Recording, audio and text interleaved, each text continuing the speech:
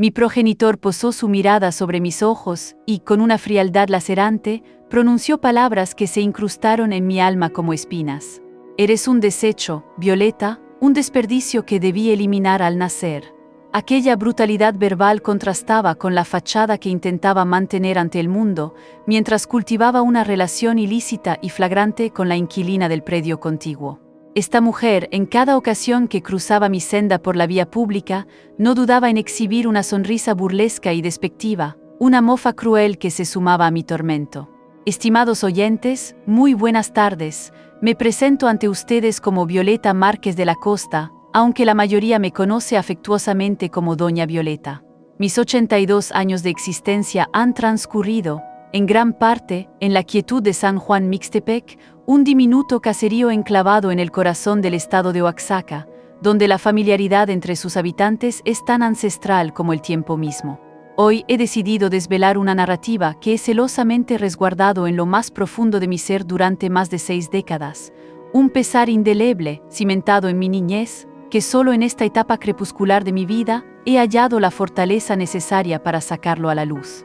Mi etapa infantil no se asemejó en lo más mínimo a la de otros infantes.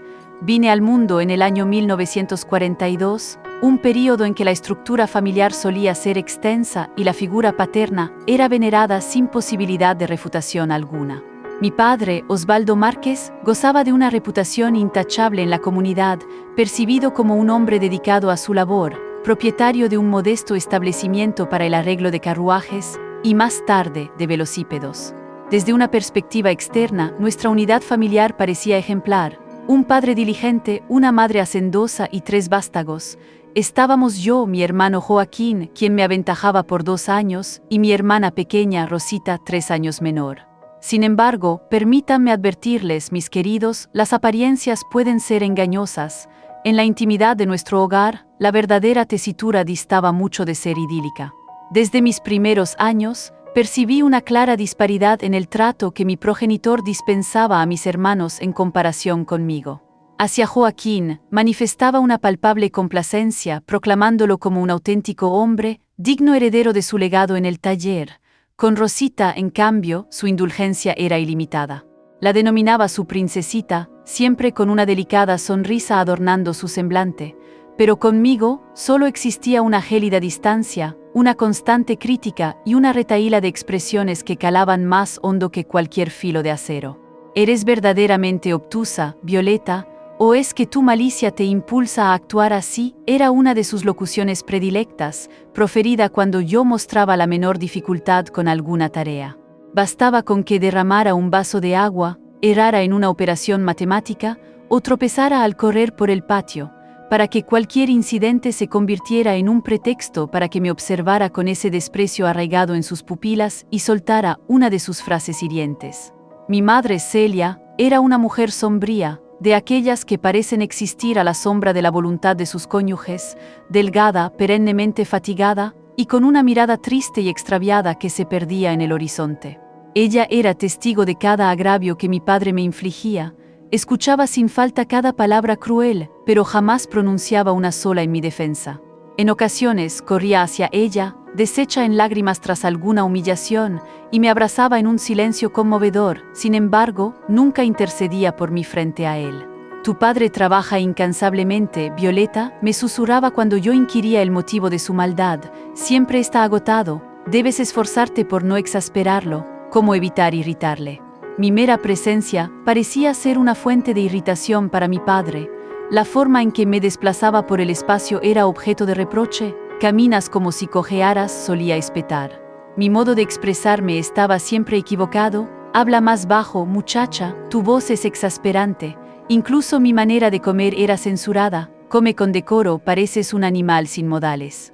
Si esta historia les está llegando al corazón, les ruego que se suscriban al canal Cartas de LA Abuela para no perderse ninguna de mis próximas narraciones.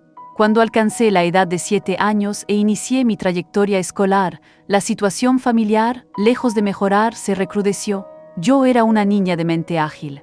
Me deleitaba en la lectura, disfrutaba de los cálculos numéricos y sentía una avidez innata por el aprendizaje de nuevas materias. No obstante, al regresar a casa, rebosante de entusiasmo por haber obtenido una calificación sobresaliente o por haber sido elogiada por la maestra. Mi padre siempre encontraba la forma más insidiosa de aniquilar mi regocijo. Una buena calificación, permíteme ver esa buena calificación, decía, arrebatando mi cuaderno con una expresión de palpable desconfianza. Aun cuando la nota era innegablemente meritoria, invariablemente hallaba un defecto que señalar. ¿Ves esta caligrafía tan desaliñada? Parece el arañazo de una gallina. Y este error de aquí. ¿Cómo es posible que te equivoques en algo tan elemental? Fue precisamente a la edad de 8 años cuando me topé con el primer y más devastador secreto que albergaba nuestra unidad familiar.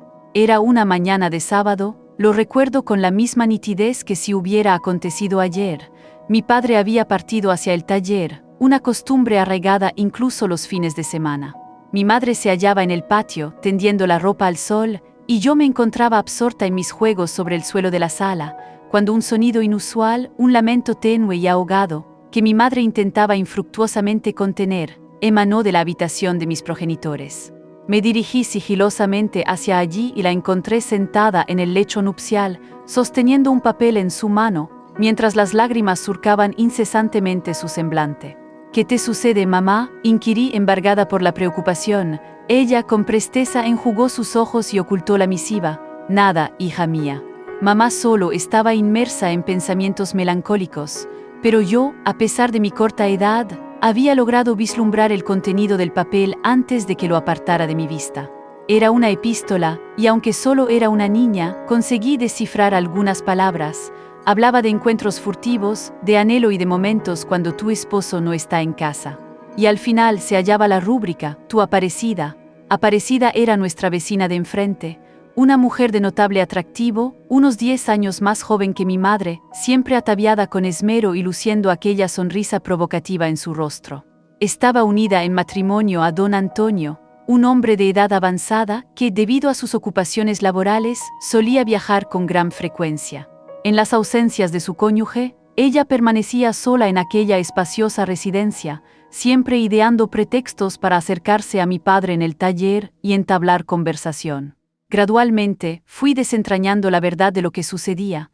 Mi padre no dedicaba todos esos sábados y domingos a su labor. En realidad, se dirigía a la morada de Aparecida, y mi madre era plenamente consciente de todo. Lo más desolador era la forma en que Aparecida parecía deleitarse humillando a mi madre.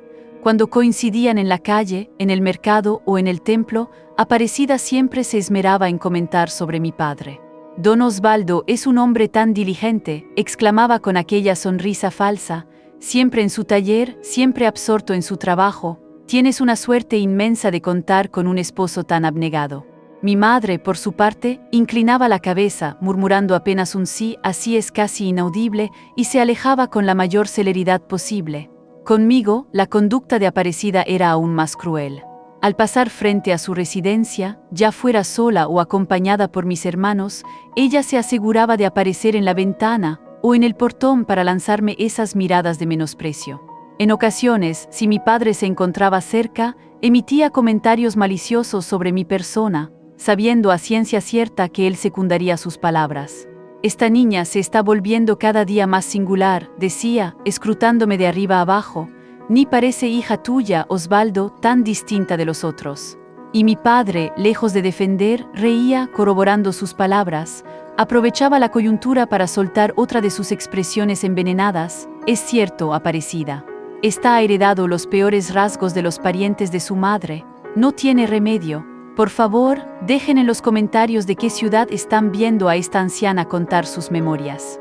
También cuéntenme cuántos nietecitos tienen, por favor, y si pueden, dejen un me gusta.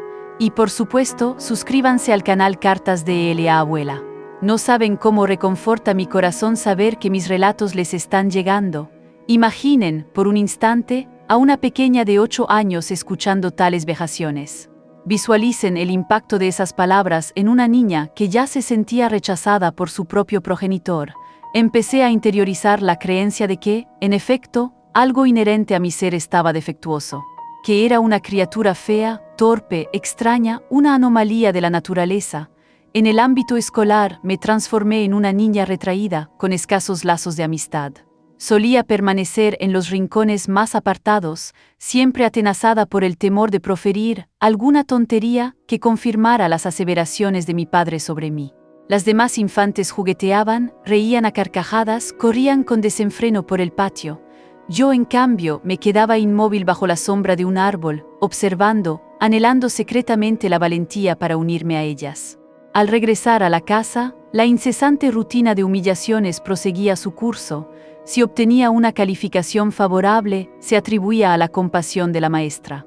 Si, por el contrario, mi nota era deficiente, se me tildaba de verdaderamente estúpida. Si ofrecía ayuda a mi madre en las tareas domésticas, se me reprochaba estorbar más que colaborar. Si no prestaba auxilio, era tachada de holgazana e inútil. «Observa esta mocosa», le decía a mi madre como si yo no estuviera presente, a sus 8 años y aún no sabe ni barrer con propiedad. ¿Cómo es posible que una niña demuestre tanta ineptitud? Mis hermanos presenciaban todo aquello. Joaquín, por su condición de varón y de hijo predilecto, jamás recibía reprimendas. A veces incluso se sumaba a las risas cuando mi padre me vejaba, en un intento de complacer a su progenitor. Rosita, demasiado joven para comprender la magnitud de la situación, recibía, sin embargo, un trato radicalmente distinto al mío. Lo que más me desgarraba no eran únicamente las hirientes palabras de mi padre, sino el ensordecedor silencio de mi madre. Verla allí, absorta en sus quehaceres cotidianos, lavando platos, cociendo, cocinando, como si nada inusual aconteciera, mientras yo era desintegrada emocionalmente a escasos metros de ella, era un suplicio. En ocasiones, nuestras miradas se cruzaban durante una de aquellas sesiones de vilipendio, y yo discernía en sus ojos una aflicción profunda, pero también una resignación que me sumía en una desesperación aún mayor. Ella padecía tanto como yo, quizás incluso más. Traicionada por su cónyuge, públicamente denigrada por una vecina desvergonzada y por añadidura, presenciando el maltrato diario a su propia hija, carecía, sin embargo, de la fuerza necesaria para reaccionar, para defendernos, para alterar nuestra desdichada situación. Una noche, cuando apenas había cumplido 9 años, el estruendo de una acalorada discusión proveniente de la habitación de mis padres me despertó abruptamente. Era insólito que elevaran la voz al debatir. Por lo general, mi padre simplemente imponía su voluntad sin objeción, pero aquella noche mi madre sollozaba, pronunciando algo acerca de la insostenibilidad de la situación.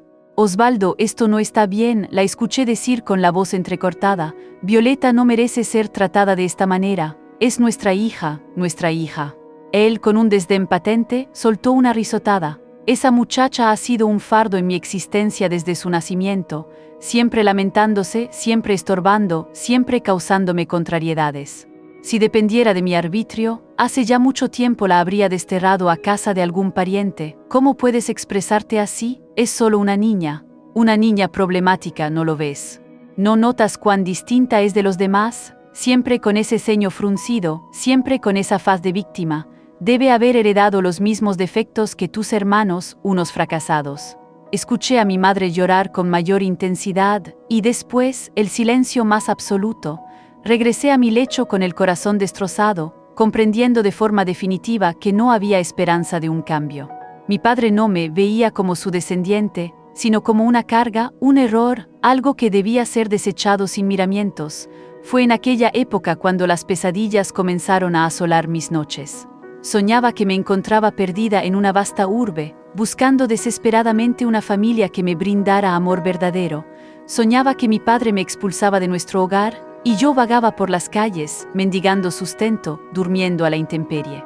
Despertaba empapada en sudor, con el corazón desbocado, y dirigía mi mirada hacia el oscuro techo de mi diminuto aposento, cavilando si mi vida transcurriría eternamente de ese modo. Durante el día, me esforzaba por ser imperceptible, hablaba lo menos posible, me movía por la casa como un espectro, siempre tratando de anticipar el ánimo de mi padre para eludir sus explosiones de ira, pero resultaba infructuoso.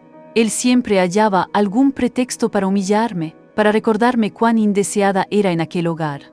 La sombra de Aparecida seguía cerniéndose sobre nuestra existencia como un espectro malévolo, siempre con esa sonrisa ponzoñosa, siempre empeñada en exhibir su conocimiento de todo, su ascendencia sobre mi padre, su capacidad de desintegrar nuestra familia cuando le placiera.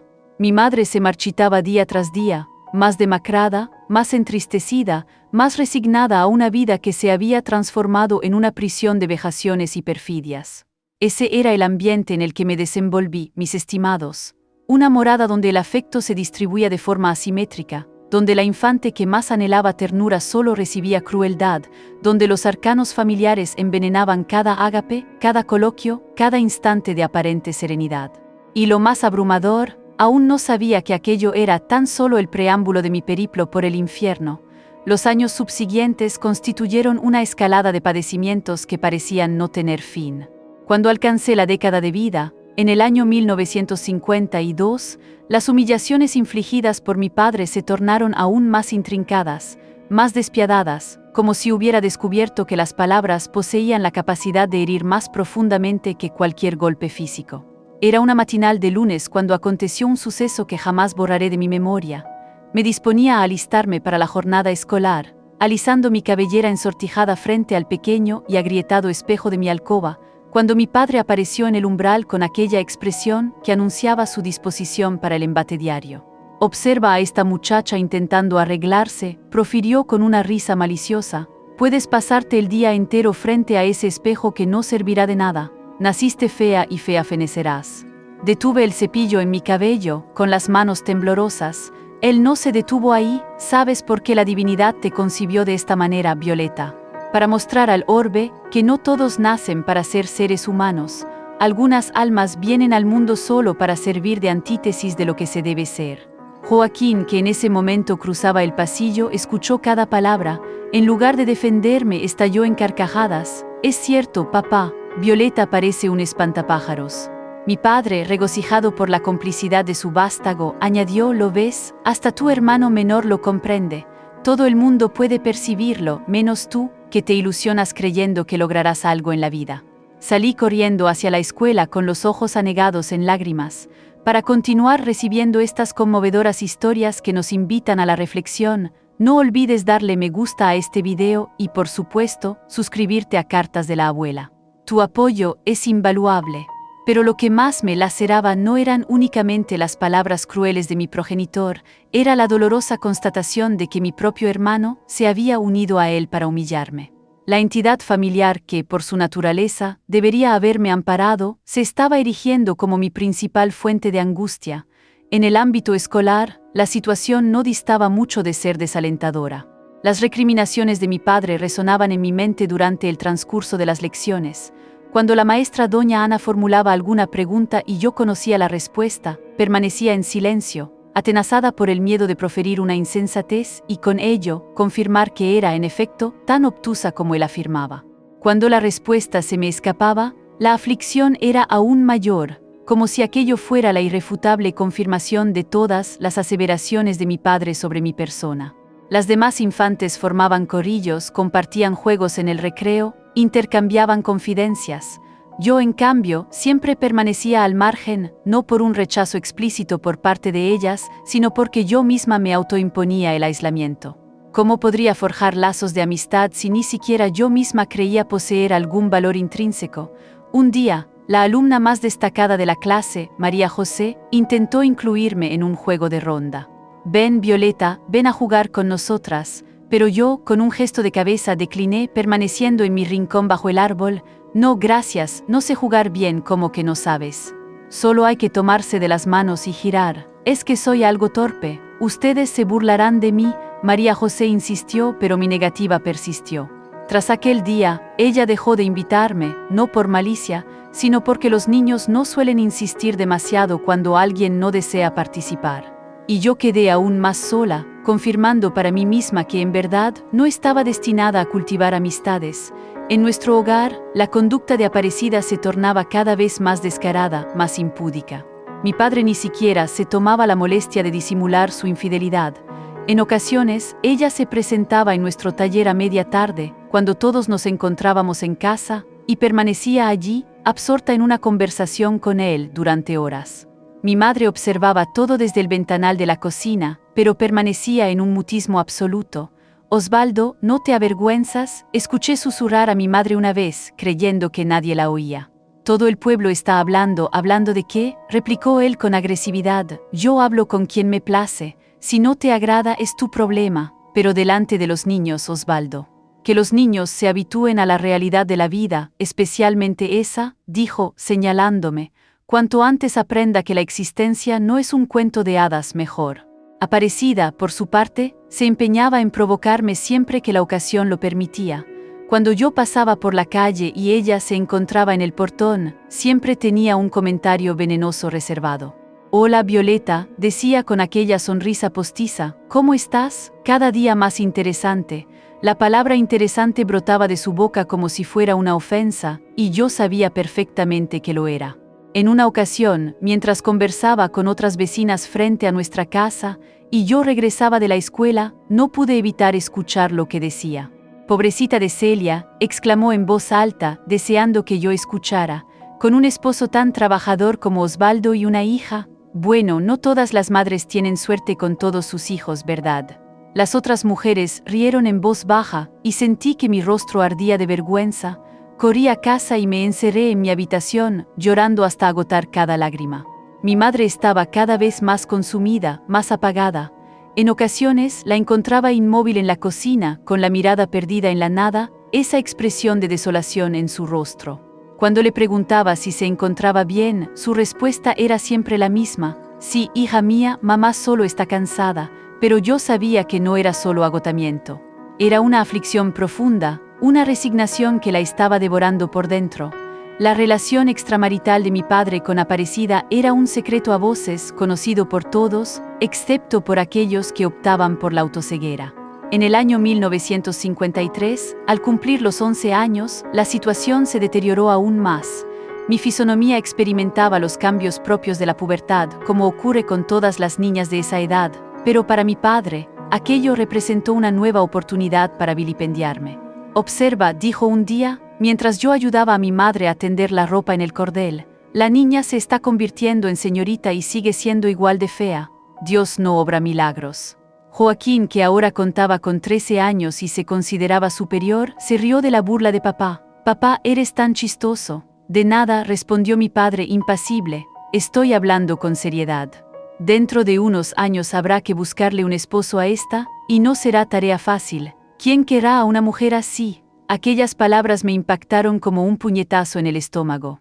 A los 11 años, comenzaba a albergar esos sueños que toda niña concibe, el de encontrar algún día a alguien que me amara, el de formar una familia, el de alcanzar la felicidad. Pero mi padre me estaba anunciando que ni siquiera eso me sería permitido. «Osvaldo, detente», intervino finalmente mi madre. «Estás hiriendo a la niña, hiriendo. La estoy preparando para la realidad. Es mejor que sepa desde temprana edad que su lugar es permanecer en casa, cuidando de ustedes en la vejez, porque un hombre que valga la pena no la conseguirá». Aquella noche, lloré sobre la almohada hasta que el sueño me venció. No era únicamente la crueldad de las palabras de mi padre lo que me dolía. Era la percepción de que él estaba empeñado en destruir cada uno de mis sueños, cada una de mis esperanzas de un porvenir más venturoso. En el colegio, comencé a compararme obsesivamente con mis compañeras. María José poseía una cabellera lisa y reluciente. Ana Paula tenía unos hermosos ojos azules. Carmela exhibía una sonrisa encantadora y una personalidad alegre. Yo, en cambio, al mirarme al espejo, solo lograba discernir mis propios defectos. La maestra doña Ana, percatándose de mi notorio decaimiento, me llamó a conversar un día después de clase. «Violeta, eres una de las alumnas más perspicaces del grupo», me dijo con esa voz dulce que me recordaba cómo sería tener una madre que me defendiera. «Pero te noto muy silenciosa, muy triste. ¿Ocurrió algo en casa?». Me sumí en un silencio sepulcral sin saber qué responder. ¿Cómo podría explicarle que mi propio padre me tildaba de fea y estúpida a diario? ¿Cómo revelarle que tenía una concubina que se deleitaba en humillarme? ¿Cómo confesarle que mi madre se consumía de tristeza? «No, maestra, todo está bien, ¿estás segura? Sabes que puedes confiar en mí, ¿verdad?». Anhelaba confiar, deseaba desahogarme, llorar en su hombro, implorar ayuda, pero el miedo me paralizaba. Temía que no me creyera, que pensara que exageraba, que les contara a mis padres y empeorara aún más la situación. «Estoy segura, es que soy algo tímida». Ella me observó con esos ojos colmados de afecto y comprensión. «Está bien, Violeta, pero recuerda que si necesitas hablar, estoy aquí». Salí del colegio aquel día con el corazón oprimido. La maestra doña Ana me había brindado un atisbo de lo que era ser tratada con cariño, con respeto, y eso solo hacía más dolorosa la confrontación con la cruel realidad que me aguardaba al regresar a casa. Si esta historia les está conmoviendo, les invito a que se unan a la comunidad de cartas de LA Abuela. Un simple clic en el botón de suscripción marca la diferencia y me permite seguir compartiendo estas memorias. En 1954, Aparecida quedó encinta. La noticia se propagó como la pólvora por todo el pueblo, ya que su cónyuge llevaba más de 4 meses ausente. Todos sabían quién era el padre de ese nonato, pero nadie se atrevía a mencionarlo abiertamente.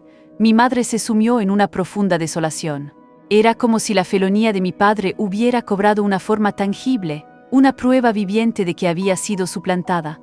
Comenzó a llorar a diario, en ocasiones en medio de actividades tan mundanas como preparar la comida o lavar la ropa. «Mamá, ¿por qué lloras?», le pregunté un día al encontrarla enjugándose los ojos mientras pelaba papas. «No es nada, hija mía, mamá solo está reflexionando sobre la vida».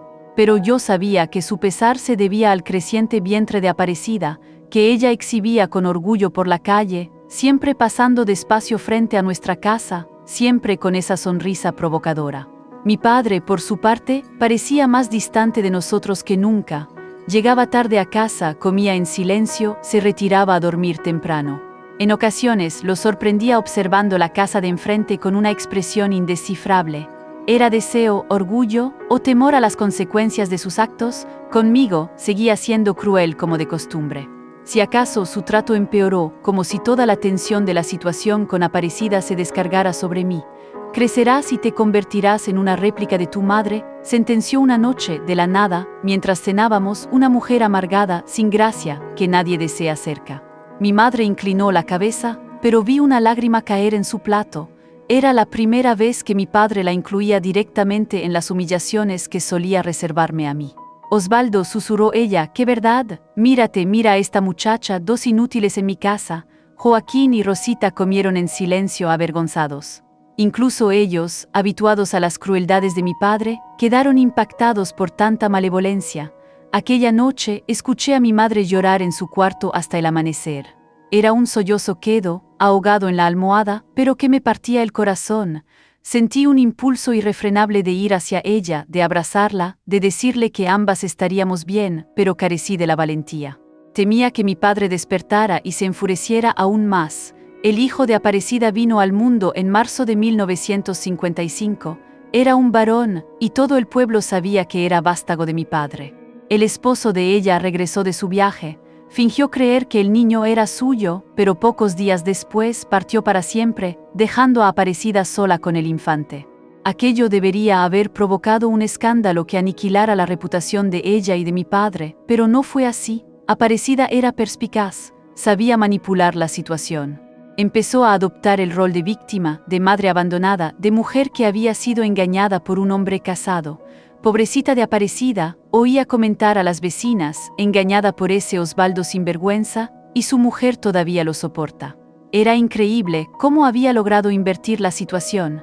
En lugar de ser percibida como la destructora de hogares que era, se convirtió en la parte agraviada de la historia, y mi padre continuó siendo respetado en el pueblo como si nada hubiera sucedido. Pero en casa, la tensión era insoportable. Mi madre apenas hablaba, apenas comía, parecía un fantasma errante por las habitaciones. Mi padre estaba irritado constantemente, como si nosotros fuéramos los responsables de los problemas que él mismo había generado. Y yo me transformaba en una adolescente plagada de complejos, inseguridades y temores. Creía firmemente que era fea, obtusa e inútil. No tenía amigos, no participaba en ninguna actividad escolar, vivía como una sombra. A los 13 años, en 1955, comencé a padecer crisis de ansiedad. Despertaba en mitad de la noche con el corazón desbocado, sudando frío, con la premonición de que algo terrible ocurriría durante el día. A veces me quedaba sin aliento de la nada, como si el mundo se desplomara sobre mí. Mi madre percibió mi malestar, pero no sabía cómo auxiliarme. Ella misma luchaba por sobrevivir emocionalmente. «Violeta, te noto muy nerviosa», me dijo un día, «¿quieres que te prepare un té de manzanilla?». Era lo único que podía ofrecer, una infusión de manzanilla. No disponía de recursos para un médico, carecía de conocimientos sobre problemas psicológicos y le faltaba la fuerza para confrontar a mi padre y exigirle que cesara su maltrato. No dejes pasar la oportunidad de apoyar el canal Cartas de LA Abuela. Cada suscripción y cada me gusta me animan a seguir compartiendo estas historias de vida. Es muy fácil. Fue en esa época, hacia finales de 1955, que una incipiente alteración comenzó a gestarse en lo más profundo de mi ser. No era aún la valentía para la insurrección. Aquello surgiría mucho más tarde. Era apenas una ínfima chispa de rebeldía, un silencioso cuestionamiento sobre si aquella existencia era, en verdad, todo lo que yo merecía. A veces elevaba mi mirada al firmamento y reflexionaba: Dios, si en verdad existes, ¿por qué me ubicaste en esta estirpe? ¿Por qué debo atravesar este tormento? No eran interrogantes insolentes, sino pesquisas desesperadas de una niña que no lograba comprender la razón de tanta crueldad en el mundo. Y fue con ese interrogante arraigado en el corazón, con ese dolor profundo en el alma, que entré en la adolescencia, la etapa de la vida que debería haber sido un periodo de descubrimientos y alegrías, pero que para mí sería apenas una continuación de la pesadilla que ya se había prolongado por 13 largos años. En 1958, al cumplir los 16 años, mi trayectoria vital tomó un rumbo completamente imprevisto. Me encontraba cursando el segundo año de educación secundaria, siendo una de las pocas jovencitas de mi edad que aún perseveraba en los estudios, pues la mayoría de las familias solían retirar a sus hijas de la escuela para que asistieran en el hogar o para concertarles un matrimonio. Mi padre solo me permitía continuar con mi formación académica porque, según él, al menos así, ella está ocupada y no estorba en casa. Fue en aquel año cuando la profesora de historia, doña Concepción, nos asignó un proyecto de grupo sobre la independencia de México. Siempre preferí realizar los trabajos en solitario. Me aterraba la idea de colaborar en equipo, pues temía que los demás advirtieran mi supuesta torpeza e inutilidad, tal como mi padre siempre me recordaba. Pero en esa ocasión no hubo escapatoria. Doña Concepción formó los grupos de manera aleatoria en el instante, y fue así como me encontré sentada en un pupitre junto a Andrés Santos, un joven que había llegado al pueblo hacía escasos meses con su familia, procedente de la Ciudad de México. Andrés se distinguía de todos los muchachos que había conocido.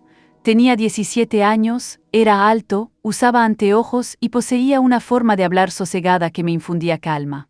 Cuando la profesora anunció que conformábamos el mismo grupo, junto con otras dos compañeras, Celeste e Inés, me sentí mortificada. Listo, pensé para mis adentros. Ahora descubrirá lo inútil que soy y se lo revelará a todo el mundo. Pero Andrés, desde el primer instante, demostró una gentileza inusual. Cuando nos reunimos para abordar el proyecto, me interrogó sobre mis apreciaciones acerca del tema, sobre qué sección me gustaría indagar. No fue una pregunta motivada por una cortesía forzada, su interés en mi opinión parecía genuino. No sé, balbuceé bajando la mirada. Ustedes pueden elegir. Yo haré cualquier parte, pero debes tener alguna preferencia, insistió él, esbozando una sonrisa. ¿Qué te parece la sección sobre los movimientos regionales? Parece que te agrada la lectura. Siempre te veo con un libro bajo el brazo. Me quedé pasmada. Alguien había notado mi afición por la lectura, alguien me había prestado atención sin el propósito de criticar. Sí, me gusta leer, admití con timidez. Creo que puedo investigar sobre los movimientos regionales. Excelente, exclamó Andrés con un entusiasmo palpable. Estoy seguro de que harás un trabajo espléndido. Aquellas palabras, estoy seguro de que harás un trabajo espléndido, resonaron en mi cabeza durante el resto del día. Había transcurrido tanto tiempo desde que alguien había depositado su confianza en mí, que ni siquiera recordaba la sensación que aquello provocaba. Transcurrieron las semanas siguientes y nos encontramos asiduamente en la biblioteca de la escuela para avanzar en el proyecto. Y fue durante esos encuentros que comencé a descubrir cómo era conversar con alguien que me trataba como un ser humano común y corriente. Andrés me formulaba preguntas sobre mi vida, sobre mis predilecciones, sobre mis anhelos. Al principio me quedaba paralizada ante tales interrogantes. Sueños, ¿qué sueños? Mi padre me había convencido de mi inutilidad, de que mi destino era cuidar de él y de mi madre en su ancianidad, pero Andrés era persistente, de una manera delicada. Poco a poco fui abriéndome. Le conté que disfrutaba de la lectura, que en ocasiones redactaba pequeños textos en mi cuaderno, que soñaba con conocer grandes ciudades como la Ciudad de México. ¿Escribes?, preguntó él, con los ojos centelleando de interés. ¿Qué tipo de textos? Tonterías, respondí con presteza, temerosa de que deseara leer cosas sin importancia. Dudo que sea una tontería, apostilló, apuesto a que escribes muy bien. Era asombroso cómo Andrés lograba percibir cualidades en mí que yo ni siquiera sabía que existían. Cuando compartía alguna idea sobre el trabajo, él elogiaba mi razonamiento. Cuando sugería algún enfoque distinto, afirmaba que era creativa. Por primera vez en mi vida, alguien me hacía sentir inteligente. El trabajo quedó concluido y fue calificado con excelencia por la profesora. Doña Concepción elogió de forma particular mi sección sobre los movimientos regionales, destacando su meticulosa investigación y su claridad expositiva. Sentí un orgullo que jamás había experimentado. Tras la presentación, Andrés me buscó en el patio de la escuela. Violeta, estuviste increíble en la presentación, hablaste con tanta seguridad. Demostraste tanto conocimiento, ¿por qué te subestimas tanto? La pregunta me tomó desprevenida. ¿Cómo así?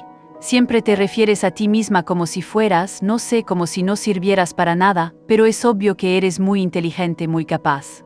Sentí como mis ojos se anegaban en lágrimas. Es que mi padre siempre dice que, y me detuve a mitad de la frase, no podía revelarle a Andrés las humillaciones que padecía en casa. Él pensaría que estaba inventando, o peor aún, estaría de acuerdo con mi padre. ¿Qué tu padre siempre dice que? Inquirió Andrés con amabilidad. Nada, no es importante. Pero él comprendió que sí lo era. En los días siguientes, Andrés comenzó a prestar más atención a mi comportamiento. Notó cómo me encogía cuando alguien alzaba la voz, cómo siempre pedía disculpas por cosas que no eran mi culpa, cómo parecía asustada al cometer el más mínimo error. Una tarde, después de clase, me invitó a tomar un refresco en la cantina de la escuela. Yo vacilé. A mi padre no le agradaba que perdiera el tiempo después de la escuela. Decía que debía regresar a casa para ayudar a mi madre. Solo un momento, insistió Andrés. Quiero hablar contigo sobre algo. Acepté con el corazón acelerado. ¿De qué querría hablar? ¿Había descubierto algún defecto mío? ¿Se había cansado de mi compañía? Nos sentamos en una pequeña mesa en la esquina de la cantina, y Andrés me miró a los ojos con una seriedad que me puso nerviosa. Violeta, ¿puedo hacerte una pregunta personal? Asentí, incapaz de articular palabra. ¿Cómo es tu familia? Tus padres son cariñosos contigo. Si mi historia les ha llegado, les agradecería enormemente que se unieran a la familia de Cartas de L.A. Abuela. Cada suscripción me da la fuerza para seguir adelante compartiendo mis recuerdos. No olviden dejar su me gusta. La pregunta me impactó como un rayo. Por un instante pensé en mentir, en afirmar que mi familia era normal, que mis padres me amaban. Pero había algo en la mirada de Andrés, una comprensión, una gentileza que me impulsó a decir la verdad. No, susurré fijando la vista en la mesa. No mucho, tu padre, él te maltrata. Las lágrimas comenzaron a brotar antes de que pudiera siquiera responder. Andrés extendió su mano y sostuvo la mía, un gesto sencillo que me hizo sentir más acogida de lo que había experimentado en años. No necesitas contármelo si no lo deseas, dijo él. Pero quiero que sepas que no mereces ser maltratada. Eres una persona maravillosa, Violeta. Cualquiera que no logre ver eso es quien tiene un problema. Y en aquel instante, algo dentro de mí se fracturó y se reconstituyó al mismo tiempo. Por primera vez en mi vida, alguien me estaba diciendo que el problema no residía en mí, que yo no era fea, tonta o inútil, que yo poseía un valor intrínseco. Comencé a relatarle a Andrés las humillaciones que sufría en casa. Al principio, en fragmentos pequeños, temerosa de que se alejara, de que percibiera que mi propio padre no me amaba y concluyera que, en efecto, algo en mí estaba defectuoso. Pero Andrés no se marchó, al contrario, se acercó más. Con cada historia que yo narraba, veía la indignación crecer en sus ojos. «Eso no es normal, Violeta», exclamó después de que le conté sobre mi padre, llamándome basura frente a Aparecida. «Ningún padre debería dirigirse así a su hija. Eso no es educación, es crueldad. Pero si él habla así, debe ser porque es verdad», murmuré, aún atrapada en las cadenas psicológicas que mi padre había edificado a mi alrededor. No, Andrés elevó la voz, atrayendo la atención de otras personas en la cantina. Luego la bajó y prosiguió: «No es verdad en absoluto. Él está equivocado, completamente equivocado. Fue la primera vez que alguien me dijo con claridad que mi padre estaba equivocado, que sus palabras crueles no eran verdades sobre mí, sino reflejos de sus propios problemas. Andrés empezó a invitarme a estudiar juntos con mayor asiduidad. Siempre encontraba pretextos: un proyecto de matemáticas, una indagación de geografía, una composición de español, y yo siempre aceptaba, hambrienta por esos momentos de respeto y afecto. Era durante esos encuentros que él, con paciencia infinita, iba desmantelando años de abuso psicológico. Cuando yo me tildaba de torpe, él me mostraba la inteligencia inherente a mis ideas. Cuando me consideraba fea, me hablaba de cómo mis ojos resplandecían al sonreír. Cuando me declaraba inútil, enumeraba todas las cosas que yo realizaba con destreza. «Tienes una forma singular de percibir el mundo», me dijo una tarde, mientras revisábamos una redacción que yo había escrito. «Tu prosa es poética, rebosante de sensibilidad. ¿Cómo es posible que tu padre afirme que no sirves para nada?» Poco a poco, comencé a depositar mi confianza en sus palabras más que en las de mi padre. Fue un proceso lento, doloroso, comparable a extirpar espinas que habían estado incrustadas por años, pero al mismo tiempo era liberador. En casa, las circunstancias seguían siendo difíciles. Mi padre notó que yo regresaba de la escuela un poco más tarde y pronto encontró un motivo para quejarse. «Ahora esta mocosa quiere darse aires de importancia», le dijo a mi madre una noche durante la cena. «Se queda perdiendo el tiempo en la escuela en lugar de venir a ayudar a su madre». «Estaba estudiando, papá», respondí, sorprendiendo a todos, incluso a mí misma, por mi osadía al ofrecer una explicación. «Estudiando», se rió con desprecio. «¿Para qué te crees que vas a ser doctora, profesora? Despierta a la realidad, niña. Una mujer como tú solo sirve para casarse y cuidar de la casa. Y eso si logras conseguir un esposo». Sus palabras todavía me herían, pero no con la misma intensidad de antes. La voz de Andrés resonaba en mi cabeza, recordándome mi valor, mi inteligencia, mi derecho a ser respetada. «Quizás si logres ser profesora», dije, con una valentía que ni yo sabía que poseía. El silencio en la mesa fue absoluto. Mi padre me miró como si hubiera cometido un crimen. «¿Qué dijiste?», inquirió con una voz peligrosamente baja. «Dije que quizás si logres ser profesora. Mis calificaciones son buenas». La profesora Concepción dijo que... «La profesora Concepción no te conoce como yo te conozco. Ella no sabe lo perezosa que eres en casa, lo terca que eres, como tú. ¿Cómo soy inteligente?», completé, interrumpiéndolo por primera vez en mi vida. Mi padre quedó tan aturdido que por unos segundos no pudo articular palabra. Joaquín y Rosita me observaban boquiabiertos. Mi madre había dejado de comer y me miraba con una mezcla de admiración y terror. Tú me estás faltando al respeto», tartamudeó mi padre, incrédulo ante mi osadía. «No, papá, solo estoy diciendo la verdad sobre mí misma». La reprimenda que recibí aquella noche fue espantosa. Mi padre gritó durante horas sobre cómo me estaba volviendo respondona, engreída, olvidando mi lugar. Pero por primera vez sus palabras no lograron quebrarme por completo. Había una nueva voz en mi cabeza, la voz de Andrés, recordándome que tenía derecho a defenderme. «No se queden fuera. Si valoran las historias que les comparto, unirse a Cartas DLA Abuela es muy sencillo. Solo tienen que suscribirse y activar la campanita para recibir todas las notificaciones». Al día siguiente, le conté a Andrés lo sucedido. Esperaba que se inquietara, que me aconsejara no provocar más a mi padre, pero él sonrió con orgullo. «Te defendiste», dijo, sus ojos brillando. «Finalmente estás empezando a reconocer tu propia valía». Pero él se puso furioso, me gritó toda la noche. «¿Y te sentiste peor después de decir la verdad?». Reflexioné por un momento. No, me sentí diferente, como si hubiera recuperado un fragmento de mí misma. «Exactamente, Violeta. Estás empezando a liberarte». Era diciembre de 1958 cuando Andrés me formuló una pregunta que lo transformó todo. «Violeta, ¿te gustaría ser mi novia?». Me quedé sin palabras. Ser su novia, yo a quien mi propio padre afirmaba que ningún hombre desearía. Yo que había pasado 16 años creyendo que era fea e insignificante. «¿Estás seguro?», balbuceé. «Lo estoy», respondió él tomando mis manos. «Eres la persona más excepcional que he conocido. Eres inteligente, sensible, valiente. Yo, claro que sí. ¿Imaginas la valentía que se necesita para sobrevivir a tanto abuso y aún así seguir siendo una persona buena, generosa, capaz de sonreír?». Acepté ser la novia de Andrés con el corazón dividido entre el miedo y la esperanza, miedo a que descubriera que mi padre tenía razón sobre mí, esperanza de que quizás, solo quizás, pudiera ser amada de verdad. Y fue así como, a los 16 años, experimenté por primera vez lo que era ser tratada con amor, respeto y cariño.